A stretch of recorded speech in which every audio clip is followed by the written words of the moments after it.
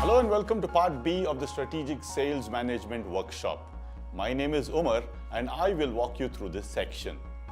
In part A of the workshop, we looked at some of the industry's best path-breaking sales practices of measuring result and effort, understanding leakage analysis, building platforms, understanding motivation, and capability management. Part B of this module is where we follow through and dwell deeper on capability management at our workplace. This module entails 3 sections: daily work management, competency assessments, and rapid action plan. Let's begin with daily work management. The emphasis on quality has been stressed more than enough by our senior management and in particular by our MD, Mr. Ramesh Iyer. Now, what is daily work management? Don't get perturbed by the technical jargons that you will come across in these sections. Trust me, this exercise is simple and straightforward. Daily work management is a tool that is used to identify important aspects of a particular job that should be done on a day-to-day basis to ensure that the objectives of a role and a job are strictly accomplished on a daily basis. If you are the area business manager, you will be defining the daily work management for your executives. And if you are a divisional manager, you will be defining daily work management for your area business managers. Before we start the exercise, I request you to get into teams which comprise of individuals from the same business vertical. For example, if we have individuals from the LMV business vertical in the room, we would want everyone to come together for this exercise. May I request you to please form your teams accordingly?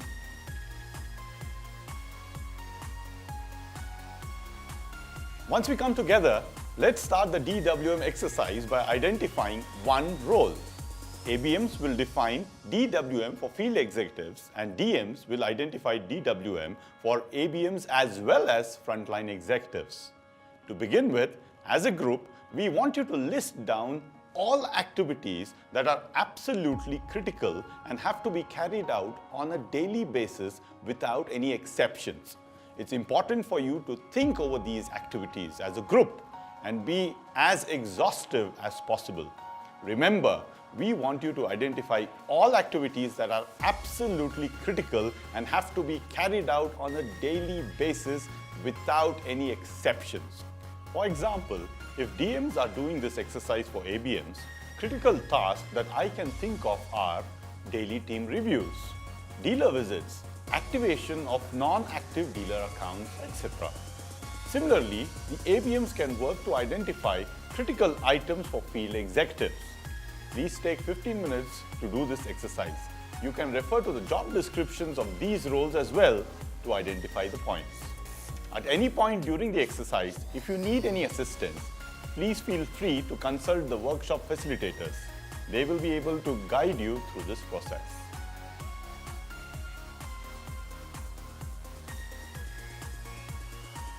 We hope you had sufficient time to list down the critical activities for the roles in consideration. Now comes the important bit. I request the workshop facilitators to hand over the DWM worksheets to the teams. The DWM worksheets look like this. To start with, we request the teams to please fill the requisite details of departments, verticals, dates, etc. on top of the sheet.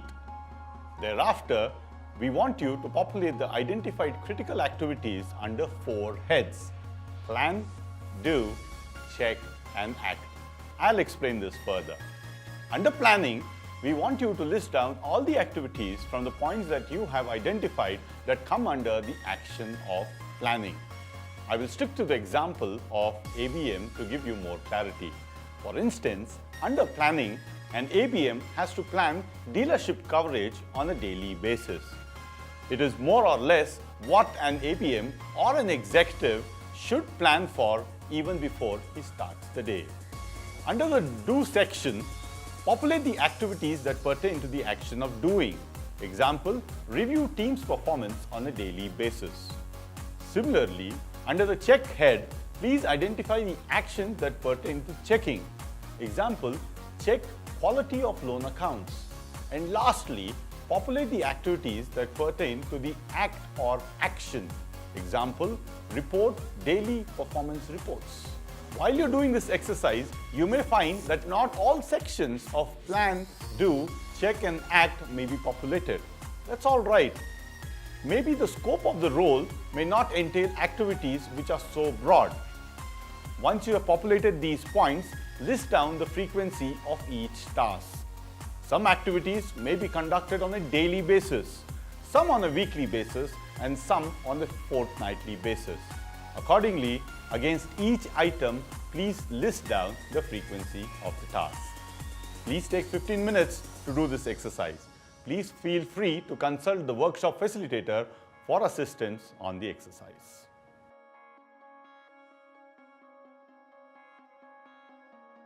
Hope you were able to execute the exercise as per the format outlined in the worksheet.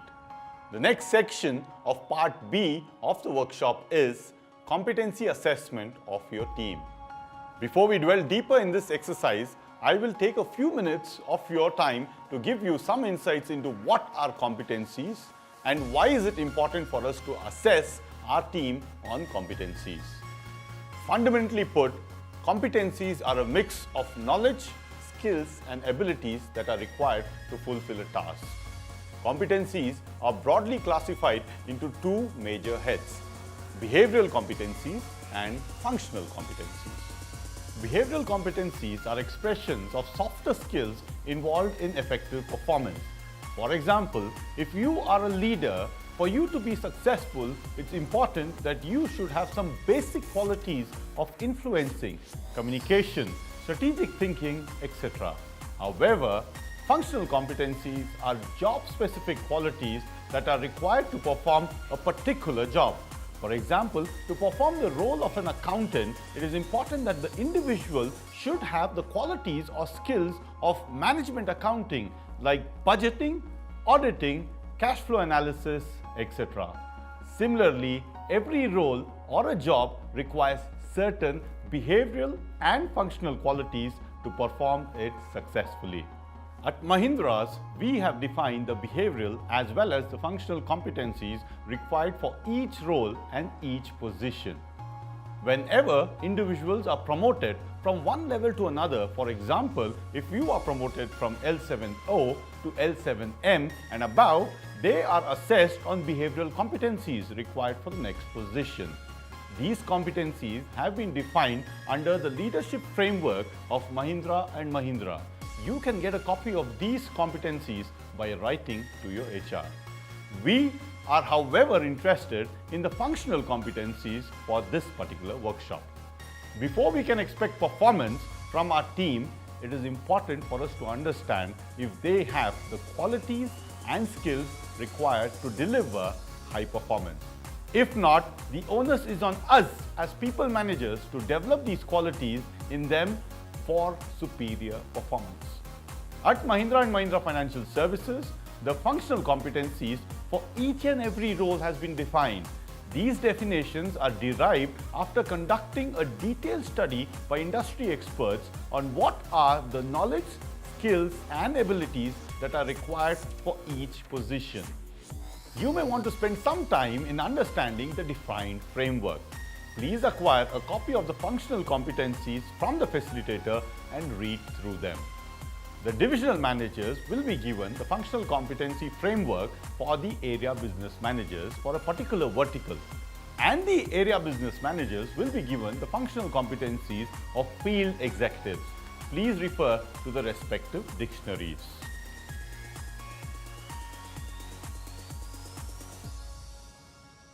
Hope you have some understanding of how the functional competency framework looks like.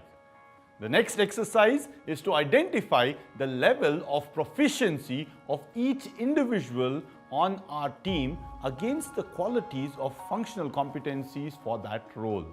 This has to be done on a worksheet which looks like this.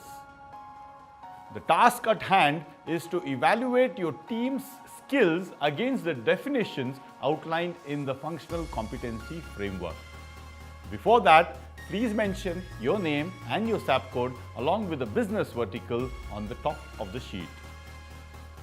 Thereafter, please write the names of all the individuals in your team in the column name of employees. If you know their SAP codes, please list them down as well. Next, please refer to the competency framework provided for the respective roles of ABMs and field executives. The DMs will be provided the competency framework for their respective business verticals for ABMs, and the ABMs will be provided the competency framework for executives which are common across all roles. In the evaluation sheet, under the head Competencies, please write the names of the competencies. Number of competencies vary from vertical to vertical for area business managers. However, the field executives have only 3 competencies. Once you're done filling the names of these competencies, it's time for you to start rating your team. The rating scale for executives is 1 to 5. However, the rating scales for area business managers is 1 to 3. You are advised to read the definitions mentioned under each proficiency scale and attach the description that best suits the level of the executive with a score. Proficiency levels are nothing but the mastery of a particular quality. Some individuals may be really good at something and some may be just about alright.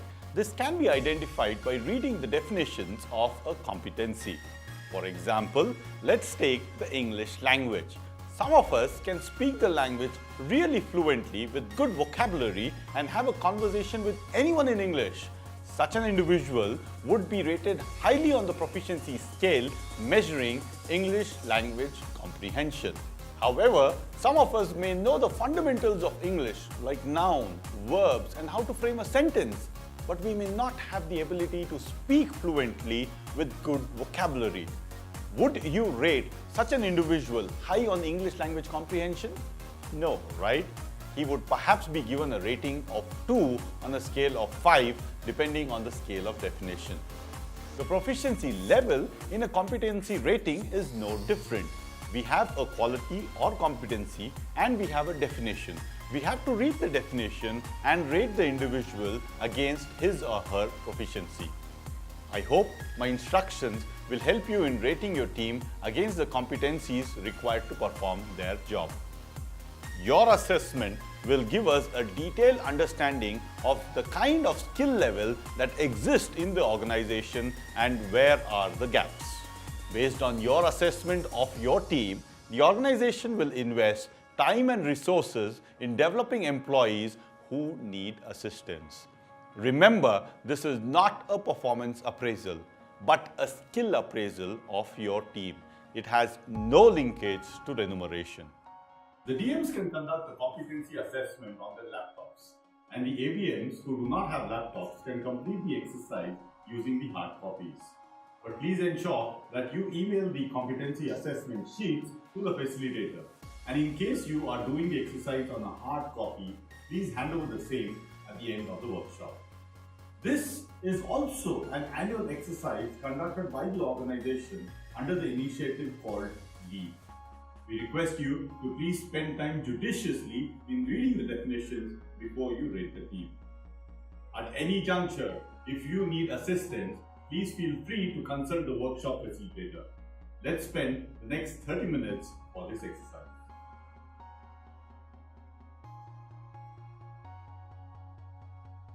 Last section of the exercise is creating a rapid action plan. The objective of creating a rapid action plan is to transfer the learning gathered in the session back to your workplace. Please refer to the rapid action worksheet provided to you. The divisional managers can key in their action plans on your laptops, just as they did for the competency framework. And the area business managers who do not have their laptops can use the hard copies to complete this exercise as well. Before we start, please mention your name and your SAP code on the top of the sheet. Let's begin with the focus areas. The organization has identified 3 major focus areas to transform itself from being an order fulfillment company to being a sales orientation enterprise. The focus areas are non-dealer inquiries generated, conversion of inquiries, and percentage of business from existing customers. You are free to choose any 2 of these to be your areas of focus in your rapid action plan. In the last column, please identify the top learning that you have gathered from the program that will help you achieve your focus area. Some of the key learnings that emerge from the program are leakage analysis, platforms, motivation, team development, sales planning, etc. The second column, which reads Measure of Progress, is a business-aligned measure that will help you track your goals. These measures of progress can be anything that helps you quantify the focus area. For example, if you choose non-dealer inquiries generated, the measure of progress could be number of leads generated by phone calls, number of leads generated by existing customers, number of leads generated by emails, etc. You can define how you want to measure the progress of your goal. But remember, it should be business aligned. Lastly, you will also have to write the business outcome. The fundamental objective of the business outcome could be increase in sales. But you can also define your own business outcome which is more pertinent to your region's growth. The Rapid Action Plan will be reviewed periodically by the management to learn if you need any assistance in achieving your goal. If you need any assistance in this section, you may connect with the program facilitator. Thank you so much for investing time in this video. We hope this section of the workshop will enable you and the organization to fulfill the objective of becoming a sales orientation company from merely being an order fulfillment company.